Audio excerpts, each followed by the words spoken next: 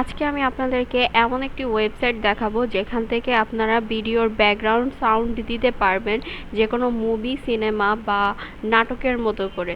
তো চলুন দেখে নিই এই ওয়েবসাইটটির নাম কি। গুগলে বা কোনো একটা ব্রাউজারে গিয়ে আপনি লিখে সার্চ করবেন BBC লাইব্রেরি, লিখে সার্চ করলে আপনার এই ওয়েবসাইটটি চলে আসবে।